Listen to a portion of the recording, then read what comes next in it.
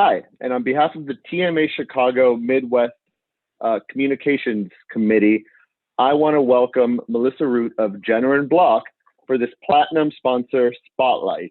We've changed the name this year because it's a new year and we're looking forward. Melissa, I want to thank you so much and Jenner and Block for its continued membership and sponsorship of TMA. Thanks so much, Kevin. It's good to be here, and it's so good to see you again, even if it's not in person.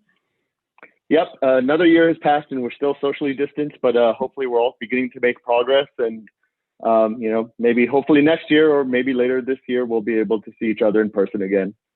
With that said, it's been quite a year, calendar year. We're now March of 2021, and I think our offices went virtual about almost exactly a year ago.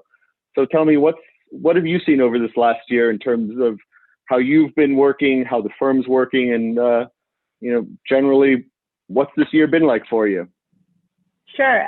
It's definitely been an interesting year, one that I think we didn't expect. When I woke up today and realized it was March 1st, it just struck me that we've, like you said, been in this for almost a year. I remember very vividly the Friday, I think it was maybe the 13th, that I thought would be my last day in the office for a couple of weeks. And I grabbed a couple of reams of paper and a bankruptcy code and a few other things I thought would tide me over for the next 2 weeks and headed home. And here we are almost a year later. But, I think it's been a year of real growth for a lot of people and professionally to just have to adapt. And if there's any type of professional attorney or advisor that's good at adapting, it has to be the restructuring attorneys, right? So I think about when things started and we were all just beginning to get used to the constant video communications. Now those seem, old hat and commonplace. I actually had a trial in April, which was just a very strange experience to do remotely, something that I had never thought that I would do, and a couple of depositions leading up to it. So I feel like the learning curve was very steep for me in terms of flipping to remote. But I think, again, we've adapted and everybody's moving forward. Our firm has been very focused on keeping everyone connected during the pandemic. So there have been a lot of check-ins and making sure that everyone on the team, from the most senior lawyers to our professionals that normally would keep our office running, is connected and is doing well. I also think that the ability to connect by video has some advantages. I've seen our multiple offices able to come together in a more natural and easier way than when we were traveling or doing things by conference call. So overall, well, I cannot wait to go back to the office where I have an industrial printer and a duplicating center and my fantastic assistant. I think we're making it, and hopefully we're in the home stretch and we can all be back in our offices with whatever the new normal or the next normal or whatever you want to call the other side of the pandemic looks like in the next few months.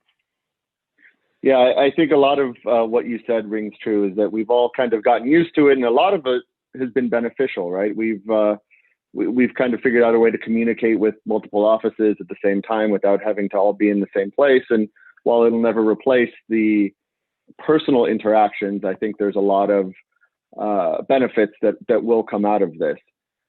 This interview is maybe easier done in person, but next year. So in terms of work-wise, what have you seen over the last year or so? Any industry specifically you've been working on? Do you think it's been COVID related, or do you still think that's coming down the line, as we get another round of PPP coming in soon, hopefully? Yeah, I think it's really, you can obviously point to the industries that have been really stressed by COVID: transportation, hospitality, media and entertainment, healthcare, and then, energy is it's been tough across the board. In terms of COVID directly causing a filing or a restructuring event, that certainly happened, but I don't think we've seen the end of that bubble yet, in part because of, as you said, the PPP and the financial support. I think there's a lot of balance sheet deleveraging that's going to happen in the next couple of years, and hopefully operations are sufficient to do that. There's, so much debt there, but I do think that right now we're almost maybe seeing an artificial extension. And once the PPP stops and the government support stops, it'll be interesting to see what happens next.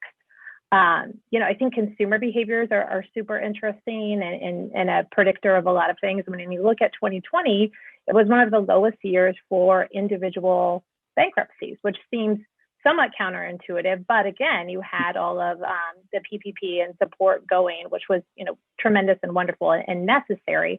But what happens on the other side of it? Are all of the jobs coming back? Unlikely.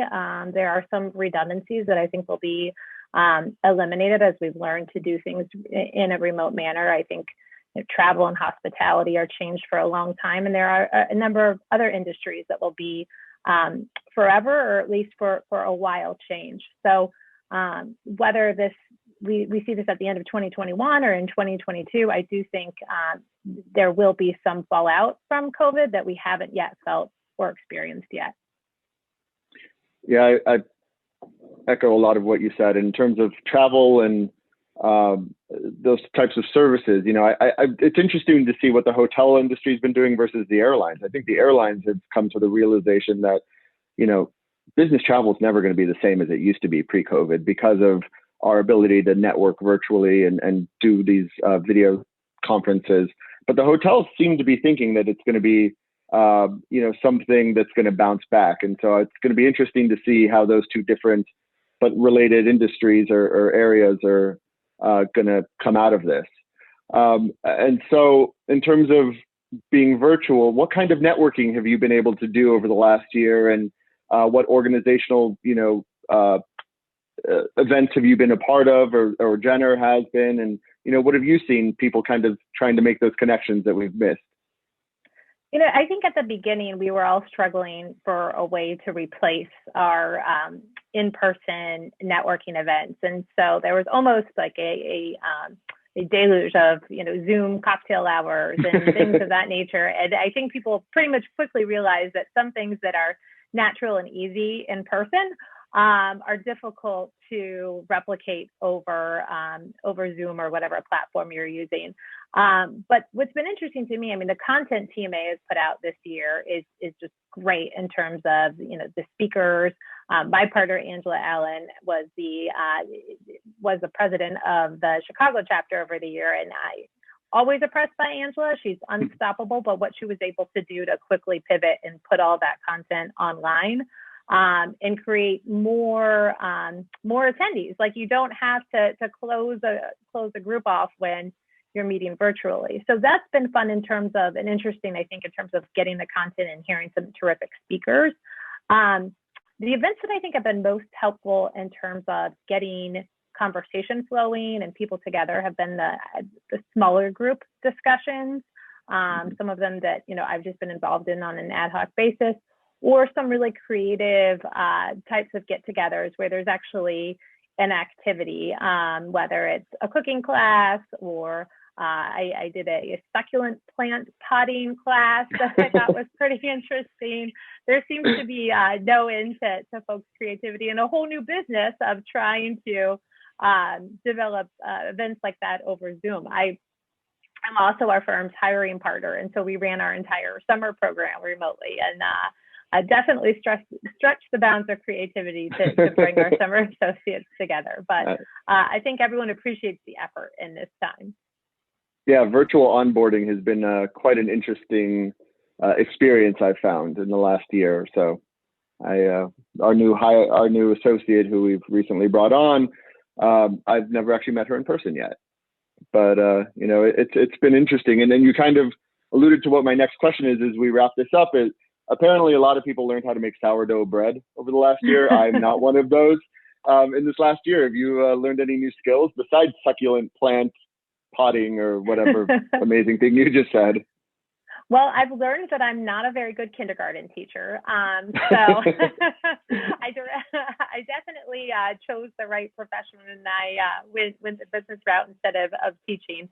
Having, as I know you do too, children at home and in and out of school and remote learning schedules, I think has put a lot of demands on all of us. And I've enjoyed it. I mean, I've enjoyed the time with my children, but that is a new hobby that I didn't expect that I would be picking up. But as a family, I think we have tried to be outside as much as we can, exercise, get, outside where we can in the Chicago weather. I think that's so important with so many other activities not available, to not feel like you're stuck in your house. But I might try sourdough bread if this continues a little longer. I think I might be the last person who hasn't done that yet. I'll stay away from the bread, but I'll leave that one to you. Well, Melissa, I really want to thank you for your time, and I want to thank Jenner again for its continued support of TMA over this last year, and of course, Angela has been a huge part of that. And we look forward to another great year for TMA and for you and for the firm. And thank you so much for your time. Thanks, Kevin. And thank you to TMA. I don't want to understate how important it is for organizations like TMA to continue to keep people connected during this difficult time. So appreciate all the work that the organization is doing. Thank you. Thank you.